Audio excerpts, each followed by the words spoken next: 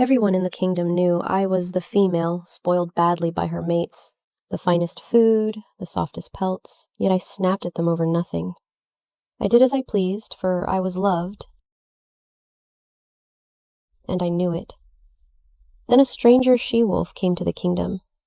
Where I was sharp and difficult, she was warm and bright, and every male noticed. Within days, unmated males lingered outside her door, falling over themselves to do her favors. Yet she leaned on no one. She raised her pup alone and built a life from nothing. Gradually, my first mate Kale found me unbearable. When he left, the other two stood at my side and raged on my behalf. This is your choice, Kale. Don't you dare come crawling back to Sierra later. Not long after, my second mate Red left too. I looked at Zane and felt my throat tighten. Zane, do you think I have a bad temper too?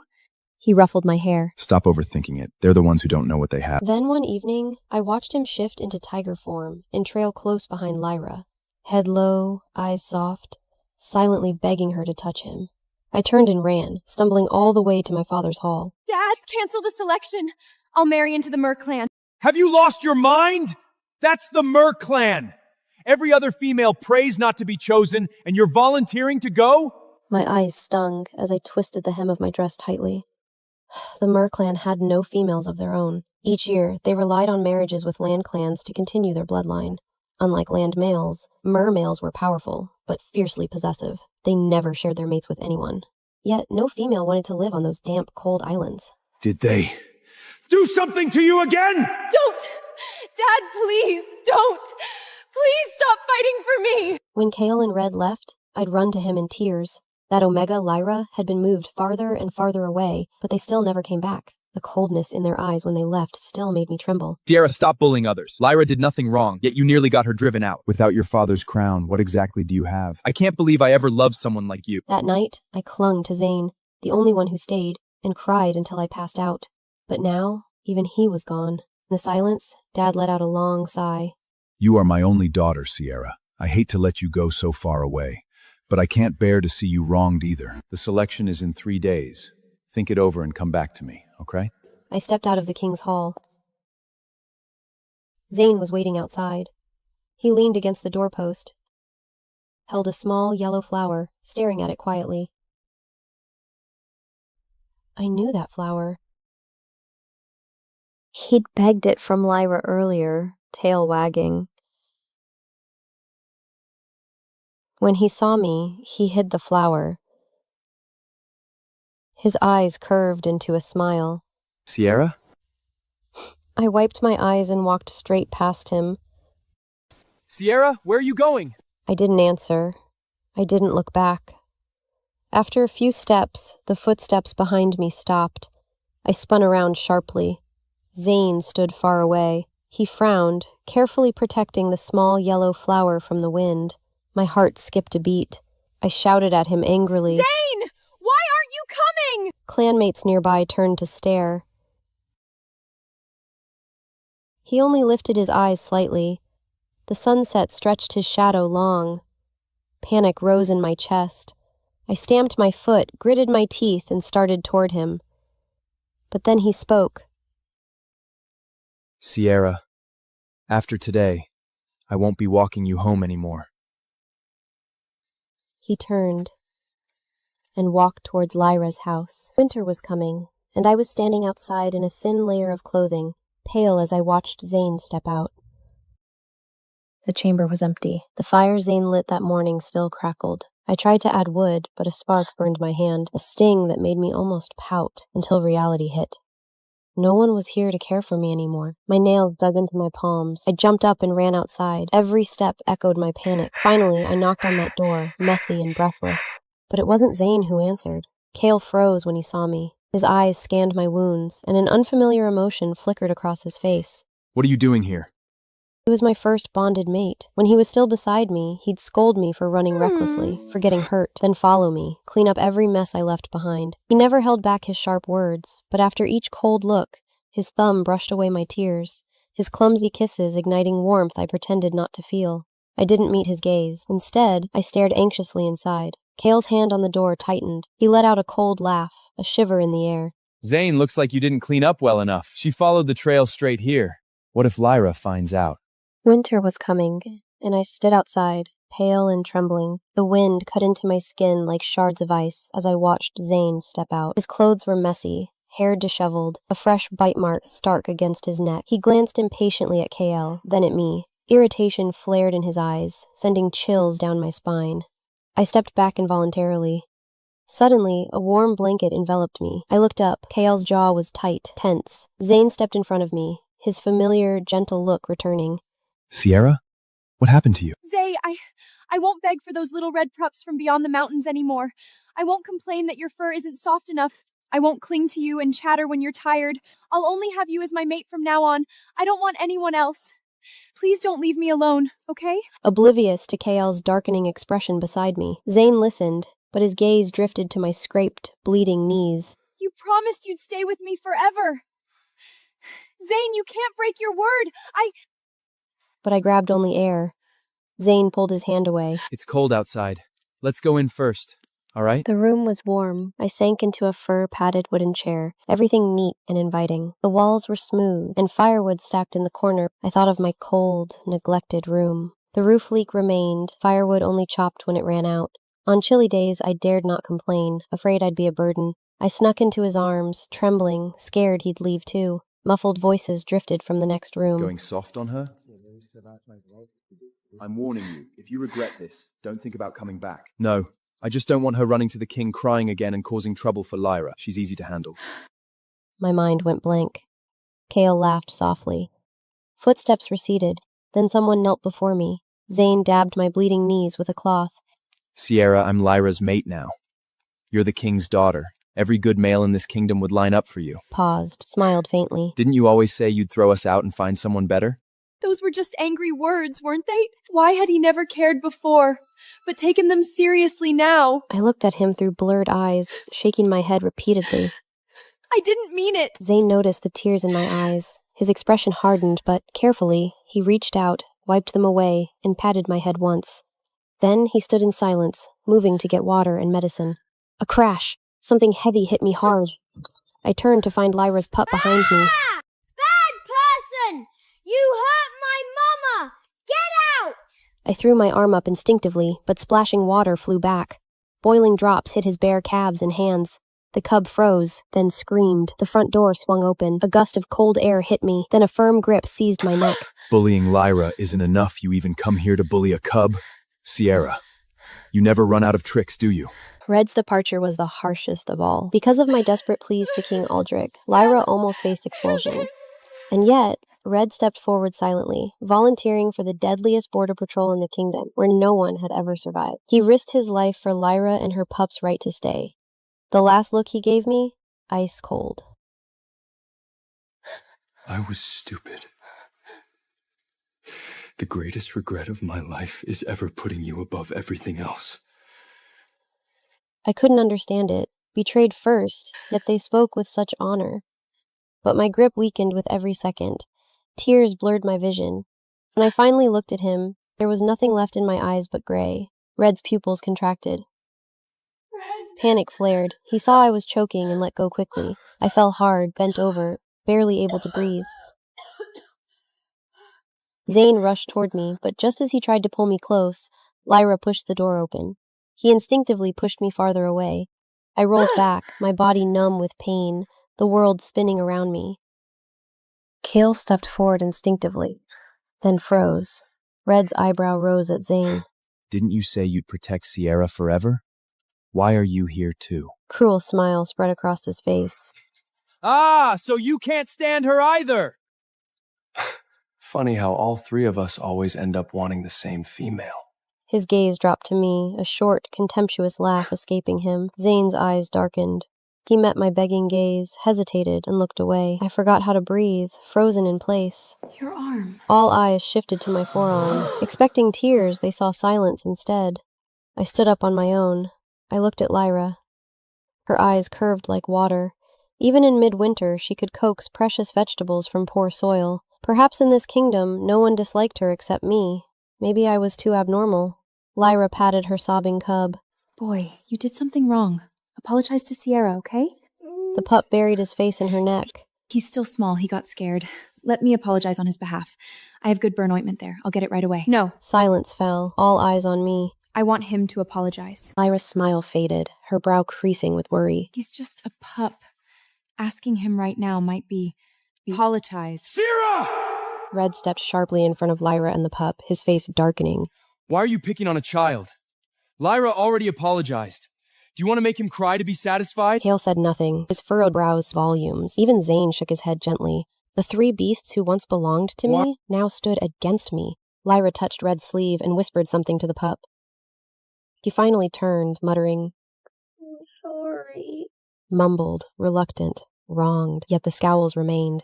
Lyra looked at me, apology written across her face. Sierra, the burn can't wait. I'll help you treat it first. I'll help you treat it first. She turned to fetch the medicine. I felt icy all over, unable to stand. No need. The words fell in a rush. Before hearing a response, I slammed the door shut, stumbling into the biting wind.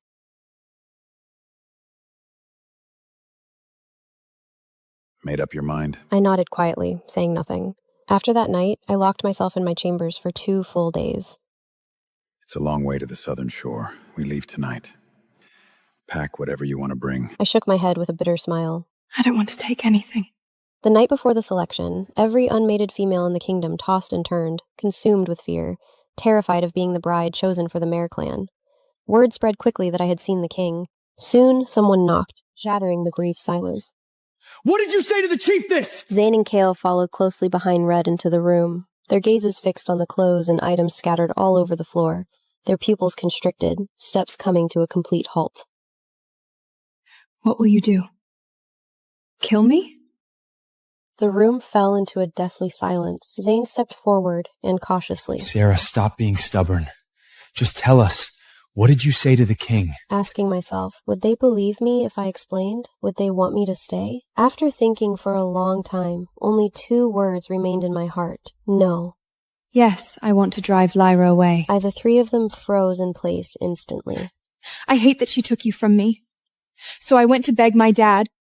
I told him, as long as Lyra stays in this kingdom, I'll make trouble every day, making everyone unable to live in peace. Sierra! How dare you! I dare! My father has always doted on me the most, hasn't he? Since I was little, as long as I cried and begged, he'd agree to anything. The king won't act on your word alone. You'll find out tomorrow morning. All 3 left with dark faces. Father was already waiting by the carriage. His eyes were bloodshot. He draped a thick fur coat over my shoulders. Medicine inside, and food, and everything else you'll need. The coast is humid. Take care of yourself. I climbed onto the carriage and glanced back at the kingdom one last time in the morning light. When I turned around again, there was nothing but determination in my eyes. I will. They hadn't walked far before Red's guilt flooded in. Did I go too far just now? The question came out of nowhere. Don't look at me like that. I thought her behavior was weird just now. He recalled her room, cold and gloomy like an underground cellar, the messy floor everywhere, and her lifeless expression. Did we take this too far? He voiced what everyone thought, but dared not say. Red exploded with rage and started venting his anger on the tree. This is all your fault! You said we had to make Sierra chair us and grow independent, so we acted this play, and you made me be the villain! He stared at his own hands, unable to bear thinking about what he had done. What if she hates me forever? The question struck all 3 of them deep inside. The selection is tomorrow. Every young woman must attend. What if Sierra gets chosen? I have to go find her now. Zane grabbed Red's arm. The king will never allow his own daughter to be chosen. What if you do? I don't care anymore! Really don't in the way you found Tamari. This has to end tomorrow. I quit if it goes on like this. The tense atmosphere eased slightly. Red, you've been gone for a while. It's your turn to help Lyra test her new medicine tonight. On the surface, they made me Lyro's partner. But in reality, they just wanted her to act in this play. Lyra's condition was simple. They took turns testing her medicine. Her understanding of treatment was beyond that of the royal physicians. He had even been researching fever-reducing medicine. On this continent, a fever could easily take the life of a cub. It was a more terrifying shadow than any beast. To get stable test subjects, Lyra agreed to this deal. However, just as the three of them thought their plan was foolproof, Layla spoke up. You want her to become stronger and cherish what she has. I understand that. But from her perspective, it might make her feel like all the people she trusts most have pushed her off the same cliff together. I don't mind playing my part. But are you sure you've thought this through? At that time, none of them really listened. The result was obvious. The morning of the selection had barely touched the sky. Red spotted a figure crouched by the door from afar. As he approached, he saw Zane sitting on the stone steps, hugging his knees. The dew dampened his hair. He looked up at the sound of footsteps, eyes bloodshot. You waited out here all night? Zane said nothing, only nodded toward the side, where a neat pile of firewood lay. Kale caught up, frowning. You snuck out in the middle of the night to chop wood? Zane's voice was rough, quiet. Couldn't sleep. Red stared, conflicted and annoyed. So you're the only hero here, sneaking around to do favors? I didn't go in. I just chopped some wood. Regret burned in his chest. If only he'd chopped enough wood before yesterday. Kale held Red back. Enough. Right now, the only thing that matters is finding Sierra and telling her the truth. The three of them stood at the door, frozen in place. Fine. I'll do it. Sierra, are you awake? Silence. Twice more. A bad feeling crept over them. They exchanged a glance and threw the door open. The room was a mess, just as last night. A rabbit fur vest lay alone, dusty, discarded like trash. The stove was cold, the water jar full. Nothing missing, yet everything gone. Zane's gaze fell on worm-eaten red berries, tiny bite marks. His heart dropped. He stepped forward, knocking over the basket. A rotten, sickening smell filled the air. Every berry bore 2 bites, like she hated it, yet had no choice. Kale grabbed Zane's shoulder. I've been wanting to ask since before we came in. The hearth was cold! The food tray hadn't been touched and you just left? You left her here alone, in the cold, eating this? Zane's lips quivered, words failing. He'd assumed she'd go to find her father without food or fire, never imagining she'd stay here, eating these berries. If I'd known, I would have stayed. I should have been the last one. Zane sank to the ground, pale, watching Kale tear the room apart. Tear the room apart like a madman. A drop of water fell through the roof's hole, landing before Kale. Red, usually fiercest, was silent, despair flashing in his eyes at the berries. Then, outside, a horn blared. The square was already crowded. Unmated females stood gathered together, tense and quiet. Their families and friends pressed close on all sides. The three of them pushed through the crowd, searching for one familiar face. Once, twice, she was nowhere. Cold sweat broke across Zane's forehead. He grabbed the arm of a female he knew. You seen Sierra? She shook her head. No. Don't you three look after her. The words hit him like a slap. He let go of her arm without a word. Another female nearby tugged at her sleeve and whispered, Did you forget? Sierra doesn't have mates anymore? Those 3 mates already. She gestured with her eyes. The other female understood at once and smiled awkwardly at Zane. Kale rushed to my dad, King Aldrich, his voice urgent. Your Majesty! Where is Sierra? Have you seen? My dad turned at the words, his gaze sweeping over the three of them. His expression was perfectly flat.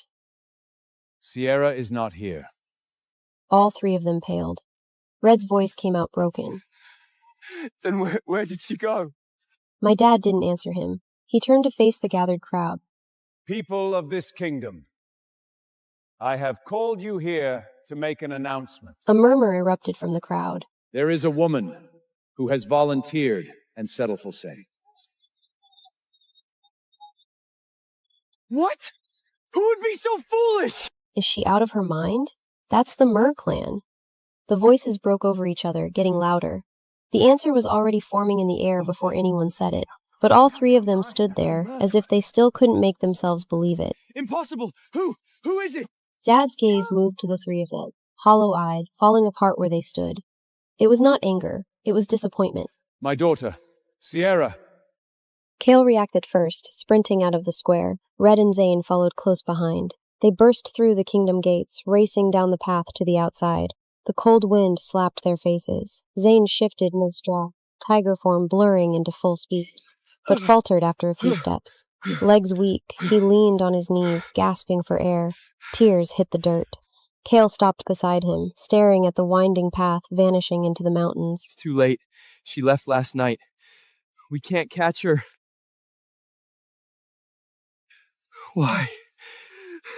We just wanted her to... They had only wanted the spoiled, headstrong girl to feel loss, to learn not to take everything for granted, to make her understand they mattered, that losing them would hurt, to make her love them more. But they forgot. They were the ones who had spoiled her. They had given indulgence, preference, making her think the world revolved around her. Then, suddenly, they took it all away, telling her, "You're wrong. You're too bad. We don't want you like this."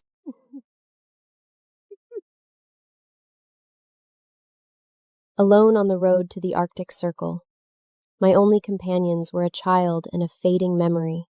Want some water? The little mermaid blew a bubble, dragged himself over to hug my leg, listless. Mama, don't want to leave you. Tail hurts. 3 years since I left the kingdom. I'd become a mother for the first time. All my sharp edges had long been smoothed, softening. Suddenly strong arms wrapped around me from behind. A faint sea salt scent lingered. Caspin leaned close, a little wronged. Not that I've forgotten. You have 3 males waiting for you up north. I never hid my past. The Sea Clan's possessiveness was truly well-deserved. But I never thought he'd insist on bringing the cub, wanting to go back north with me. If you two hadn't followed, I wouldn't have to take care of you both. I would have been at the kingdom days ago. My fault entirely. The thought of being trapped on that island, even with him, made my chest tight.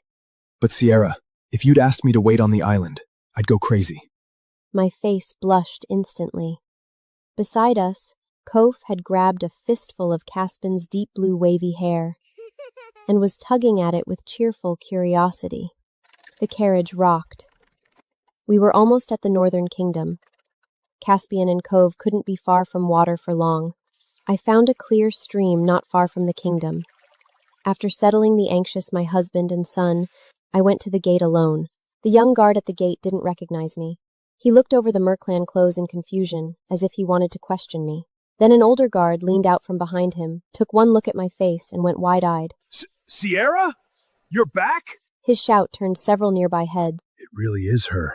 She's back? Didn't she go to the Merclan? She looks different somehow. I greeted them and walked toward Dad's hall. Dad had already heard the news. He walked out and bumped into me head-on. His eyes went red almost immediately. Sierra? Is that my Sierra? Holding back tears, I rushed forward and hugged his hunched body tightly. Dad's arms held me tightly. They're outside the gate. I didn't let them come in. Caspian and the others feel uncomfortable away from water for too long. I explained, looking around the house. Dad's smile faded a little. I'm fine. But after you left, those 3 brats were like lost souls. Kale and Red took mission after mission, always away from home. Hearing those familiar names again, I felt no strong emotions. Only a little surprise. Hadn't they gotten together with the females they liked? Why did they end up like this? But before I could ask the question... Your Majesty! Someone said Sierra's back? Is it true? It was Red's voice. They were here in the kingdom. And they got the news so quickly. King Aldred's expression darkened. He looked at me. My hand tightened around the fabric of my sleeve. Then I let go. Dad, let me handle this. Dad hesitated, then nodded. He sat back in his chair, body tense, obviously ready to step in at any moment. The door was slammed open. Red rushed in first, thinner than 3 years ago, with a few scars on his face. He froze when he saw me.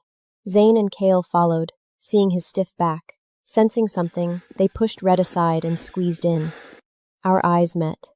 Zane had changed the most. His once gentle, smiling eyes now had dark circles under them. He looked like he'd lost all his vitality. And Kale, who came last, even had a few gray hairs by his tempes.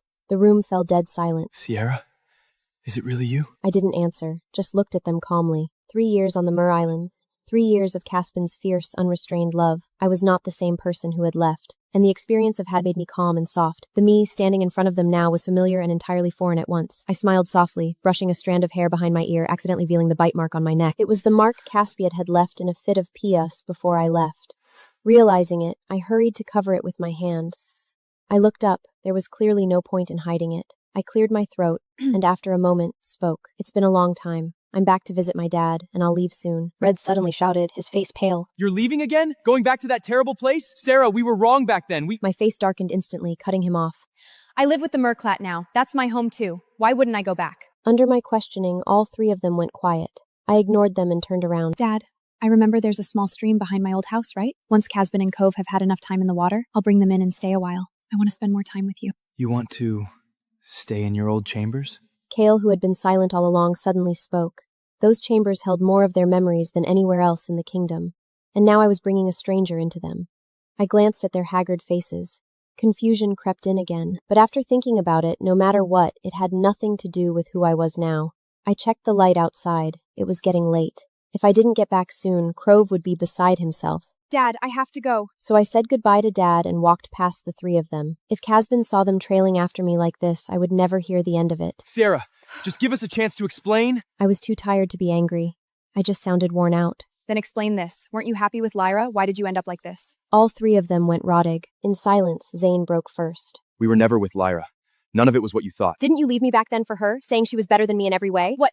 Did you get tired of her already, or she wasn't actually that great after all and you're disappointed? No, we're still! We wanted you to feel what loss was like, to learn to appreciate what you had. So we asked Lyra to act. We pretended to leave you and become her mates. The price was taking her medicine in turns. Truth was so absurd that I couldn't for a moment. Not a change of heart, not boredom or contempt, just a performance. I'm warning all three of you. Stop following me. My mate a bad peachy. He hates other mans coveting his nooning. I don't think you want to bring that kind of trouble to Dis Kingdom. I turned and walked toward the gates without looking back, until my figure disappeared completely. Then Kale slowly raised his bloodshot eyes. His expression was something dark and unsettling. They say if a female loses all her needs. Red and Kale went rugged. They turned to look at him, unable to believe what they were hearing. Zane turned his head slowly to meet their eyes.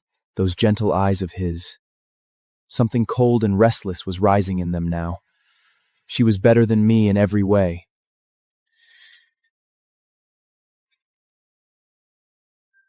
The price of losing mates. I brought Caspian and Cove to my old chambers in the palace. The little mermaid was curious about everything on land. He gently touched the wooden walls and stone bed with his small hands. Caspian looked around warily. His gaze lingered on the old belongings that belonged to other males. But he said nothing. He just buried his head in my arms. I went to the woodshed to get some firewood. I wanted to heat water for the little one to soak his tail. But when I reached the woodshed, I froze. It was full to the brim. Some of the wood was clearly years old. I was sure it had been empty before I left. But it didn't matter anymore. Afterwards, I took Caspian and Cove to meet Dad. When Dad saw Cove, he was overjoyed, afraid to scare him even as he wanted to touch his silver blue hair. Cove, however, was fearless. He grabbed Aldrich's finger with both hands, blew a bubble directly at his face. Dad laughed heartily. At first, Dad eyed Caspian with scrutiny, but when he saw how gently he cared for me and the little one, he relaxed. He said only one thing to Caspian before they parted. Take care of her. I sent Caspian and Cove back ahead of me and stayed a while longer with my dad. It was nearly evening when I finally headed back. Lyra was coming the other way. She had a woven basket over one arm, heading toward her medicine garden. She stopped. Her smile was full of apology. Sierra, I heard you were back. I'm sorry for what happened back then. I never imagined it would go that far. It's in the past, and you're not the one who should be apologizing. They regretted it deeply later, but some mistakes can't fixed with regret. We chatted briefly. She'd thrived in the kingdom. She even had her own herb field and apprentices. You know so much. Who taught you all this medicine? From a place far, far away. She didn't explain further, but grief flashed in her eyes. Then, from further down the path, a large male was walking toward us. He came straight to Lila's side, took the basket from her arm without asking, and closed his other hand around hers. Everyone says you've been pushing yourself too hard. Why are you out here again? He dipped his head, a brief, polite acknowledgement. Lyra introduced us. This male, Rex, was her real mate. They had been living elsewhere. A fight had sent her here on her own, and then one thing led to another. I watched the two of them together and felt something quiet move through me. Rex suddenly turned and looked past me toward the direction of the east wing. That's your side of the house, isn't it? Looks like there's a fight. I half ran back and arrived to a scene that stopped my blood cold. In the small yard, Caspian was half in his battle form. His strong, powerful mermaid tail slammed the ground. He fought 3 wolves. Caspian was clearly holding back. A sea clan's power faded greatly on land. He mostly dodged and defended. In the next second, he seemed to react a little late. Red's claws slashed hard across his arm, splattering blood. Caspian! My heart tightened sharply. I rushed over without hesitation. Stop it! All of you, stop! The 3 beastmen didn't expect me to appear suddenly. They stopped their attack abruptly and turned back to human form. Sierra! He faked his injury to trick you! It's okay, Sierra. Don't worry. Compared to the three ferocious ex-mates, who was in the right was obvious. The three of you ganged up on him alone. How dare you say he tricked me? Sierra, such a scheming male. He doesn't really care about you. Don't be cheated by him. Enough! The moment I left this kingdom 3 years ago, everything between us ended. I don't care what you regret. I, Sierra, will only have Casbrin as my mate for life. Even if he dies, even if he's gone, it will always be him. Please, never disturb my life again. I didn't look at them again after that. I took Caspas's hand and brought him inside. Cove was waiting just inside the doorway, both hands gripping my sleeve the moment I came through. He had been frightened. I'm sorry. I made you worry. His voice was low, and the wound on his arm had already begun to close. The slow, steady healing of a Mer bloodline. To him, those were nothing. To me, it had felt like the sky falling. We go home tomorrow. Caspian looked down at the top of my head, warmth moving quietly through his eyes. All right, back to our home. Outside the door, 3 males stood for a long time. The sun went all the way down before they finally understood. Let's go. It was truly, completely over. That night, Cove eventually succeeded in pushing himself into the space between us. He was asleep. I lay still against Casper's chest, listening to the steady pull of his heartbeat. My eyes grew heavy. I drifted down and down into that deep, dark sea. As for everything that had hurt me, everything I had carried, I would let it stay here. Let time take it, slowly, the way water takes stone. Let it fossilize.